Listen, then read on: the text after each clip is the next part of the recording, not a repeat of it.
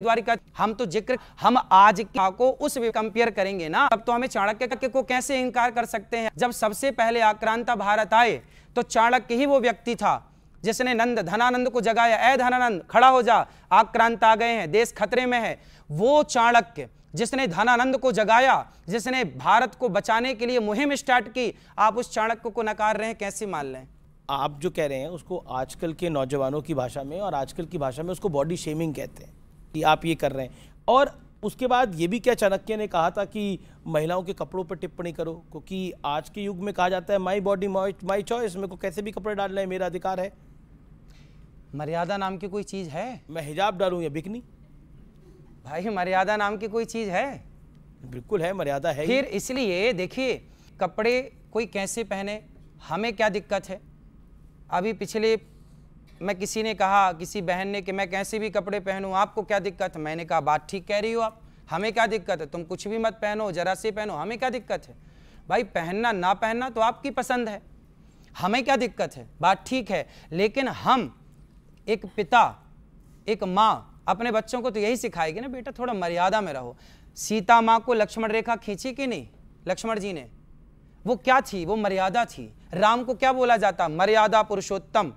हम उस देश में रहते हैं जिस देश के भगवान को मर्यादा पुरुषोत्तम कहा जाता है, तो हम मर्यादा की बात क्यों ना करें? तो विवेक कुछ कहना चाहते हैं इस विषय पर, सुबह भी कुछ कहना चाहती है। पहले विवेक जी। देखिए, समय के साथ संस्कृति की परिभाषा बदलती है, खान पान, पहनावा। यहाँ आप देख रहे हैं अमीश जी ने जो वस्त्र पहने हैं, मैंने पहने, इन्होंने पहने, शर्ट पैंट पहने हैं, ये भारतीय संस्कृति में पहले नहीं थे। खान पान में आज बच्चे हैं, पिज़्ज़ा भी खाते हैं, चाउमीन भी खाते हैं, बर्गर भी खाते हैं, और जाते हैं घर के पास जाके मोमोज भी खा के आते हैं। पर डॉक्टर मना करता है कि ना खाओ। वो ठीक है, साफ मोमो खाएंगे तो नहीं बीमार पड़ेंगे। तो हमारी संस्कृति में खान पान, पहनावा, सोच, एजुकेशन सब बदलता है। आज लड़कियां भी पढ़ रही हैं, तो आज जो एक स्त्री है, एक लड़की है, वो एक लड़के के बराबर है, उनमें कोई भेदभाव नहीं है। एक लड़की का अधिकार है वो क्या पढ़े, क्या पहने और क्या खाए। इसका एक मॉरल कंट्रोलिंग धर्मगुरु और कथावाचक क्यों करना चाहते हैं? आप क्यों चाहते हैं कि आपके हिसाब से लोग पहने, आपके हिसाब से लोग खाएं, आपके हिसाब से लोग सोचें? ठीक है जी, ये सवाल है कि आप क्यों चाहते हैं कि आपके अनुसार हमारे हिसाब से। देखिए, अब बताइए, आप मोमोज खाइए, आप पिज्जा, बर्गर, चाउमीन इत्यादि खाइए, हमारे हिसाब क्या है? हम कहते हैं बेटा अंकुरित अनाज खाओ, अंकुरित करके खाओ, आप ज़्यादा से ज़्यादा फल खाओ, आप ज़्यादा से ज़्यादा हेल्दी चीज़ें खाओ, शुद्ध देसी गाय का मस्त दूध मिल जाए तो दूध पियो। हम तो आपके हित के लिए कह रहे हैं। अब बात करते हैं दूध की, दही की, पनीर की, तो आज की डेट में तो डॉक्टर्स और बहुत लोग तो ये सब भी खाना बंद कर रहे हैं। हाँ, कि दूध पनीर वगैरह अच्छा नहीं होता तो बॉडी के लिए। डॉक्टर तो कह रहे हैं, आपको सलाह देते हैं आप अंडा खाओ, डॉक्टर तो आपका धर्म भ्रष्ट करने के लिए बैठे हैं। एक मिनट, इसमें धर्म कहां से आ गया? वाह, अंडा खाओगे धर्म भ्रष्ट नहीं होगा। एक प्रश्न आपसे पूछूंगा आचार्य जी, आप उसका मुझे बताइए। कामाख्या देवी को आप मानते हैं? हाँ मानते हैं, बिल्कुल मानते हैं। कामाख्या देवी में बलि चढ़ती है, सही है गलत? सुनते रहिए। चंडी माता में बलि चढ़ती है, सही है गलत? मैं पूर्वी उत्तर प्रदेश से हूं, मैं पूर्वी उत्तर प्रदेश से आता हूं। वहां पे अब योगी आदित्यनाथ उस मठ के महंत बने हैं। पहले वहां पे भी छोटे छोटे सुअर के बच्चों की बलि चढ़ती थी माता को। देवी पाटन सिद्ध देवी का स्थल है, और कायस्तों का एक गांव है वहां पे नवमी के दिन माता को बकरा जरूर चढ़ता है, ठीक। लेकिन हाँ, ये अलग बात है कि ईद में मुसलमानों पे उंगली उठाना बड़ा आसान काम हो गया है हिंदुस्तान में।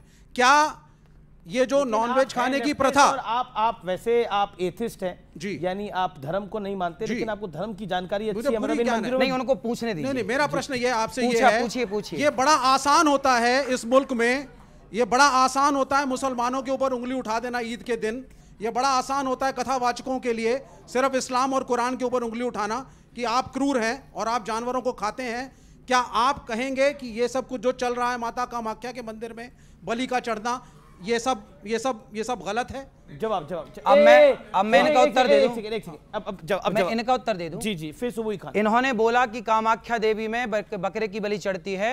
हमारे यहाँ बंगाल की राजधानी कोलकाता, वहां भी माता जी का मंदिर है, वहां भी बलि चढ़ती है। आपने बताया, और भारत में बहुत सारे मंदिर हैं ऐसे पुराने जहां बकरे की बलि चढ़ने की परंपरा है। आपने ठीक कहा। अब मैं ये बताऊं कि क्यों। हमारे वेदों में लिखा है स्पष्ट, अहिंसा ही परमो धर्मः।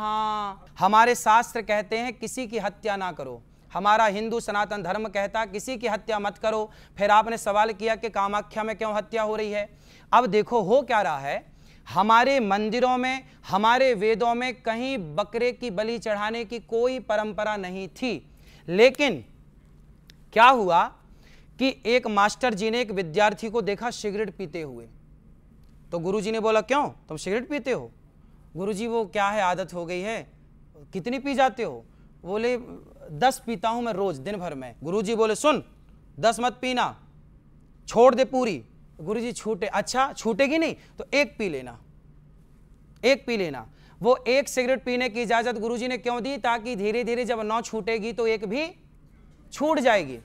तो क्या हुआ कि हमारे यहां अहिंसा की बात तो थी, पर कुछ लोगों ने मांसाहार करना स्टार्ट कर दिया, मांसाहार का प्रचलन बढ़ गया।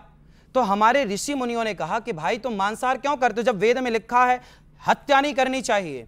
तो बोले गुरुजी क्या करें, ये आदत हो गई है। तो गुरुजी बोले सुनो, तुम फिर रोज ना खा के कभी कभी खाने की मजबूरन इजाजत दी, वो भी निवृत्ति परक थी कि आप छोड़ दें, इजाजत नहीं दी कि खाओ। आप 10 सिगरेट रोज पीते हैं तो मैं आपने आपको कहा कोई एक तो गुरुजी होंगे जिन्होंने इसकी इजाजत दी होगी, उनका कोई फिर नाम होगा। सब बता रहा हूं, सब बता अभी मैं आपके पास आऊंगा। फिर क्या हुआ, ऐसे से ये मंदिरों में मनमाने ढंग से, कोई मंदिर में कोई देवी देवता नहीं चाहती, देवी नहीं चाहती कि मुझे बलि दो, ये मनमाना आचरण है। ये जो बकरे की बलि चढ़ा रहे हैं ना लोग, हिंदू लोग, सनातनी, ये सब मनमाना है। इनको मैं कथाओं से परंपरा काफी वर्षों से चल रही है, काफी वर्षों से चल रहा। अब जो परंपराएं चली आ रही हैं, अब वो तो चली आ रही है ना। अब हम लोग कह रहे हैं कि मत आप करो। भी कहते हैं कि परंपराओं को मानना चाहिए। गलत परंपराओं को नहीं, गलत परंपराओं को नहीं, सही परंपरा को मानिए, गलत को नहीं। काफी देर से वेट कर रही है। आचार्य जी, मैं 2012 से शाकाहारी हूँ और वेजिटेरियनिज्म को प्रमोट करती हूँ। मुझे लगता है कि हमें बिना किसी लाग लपेट के ये कहना चाहिए कि चाहे बकरीद पे बकरे की कुर्बानी हो, चाहे किसी भी मंदिर में बलि प्रथा हो, वो गलत है, बिल्कुल गलत। किसी निरीह, किसी बेजुबान जानवर का खून बहा के अगर हम सोचें कि हम अपने परमात्मा को खुश कर देंगे तो वो गलत है। ये हमें बिल्कुल without any if and but कहना चाहिए। ये मैं यहाँ पे पॉइंट रखना चाहती थी। और आपसे मैं एक बात ये रिक्वेस्ट करना चाहती हूँ, आपने एक एग्जाम्पल दिया था कि लड़की जो होती है, नारी, वो हीरा होती है और लड़के तो होते हैं वो सरिया हैं। आचार्य जी, सेम यही एग्जाम्पल देकर मुस्लिम समाज में रैडिकल मौलाना लड़कियों को बुर्का पहनाकर 4 दीवारी में धकेल देते हैं। हिजाब के, बुर्के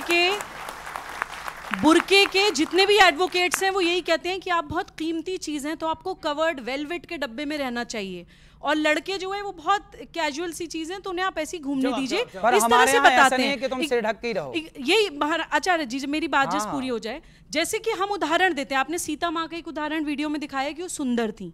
आपने अभी दूसरा उदाहरण दिया कि सीता माँ के लिए मर्यादा की लकीर खींची थी भगवान राम ने, लक्ष्मण जी ने। हम ये उदाहरण क्यों नहीं देते कि सीता माँ ने लव और कुश को युद्ध की ट्रेनिंग दी थी? बिल्कुल, सीता माँ बहुत बड़ी योद्धा भी थी। हम अपनी भारतीय संस्कृति में बच्चियों को वो शौर्य और पराक्रम क्यों नहीं सिखाते? सनातन शब्द में इतनी समंजसता है आचार्य जी कि वो सब कुछ अपने अंदर समा सकता है।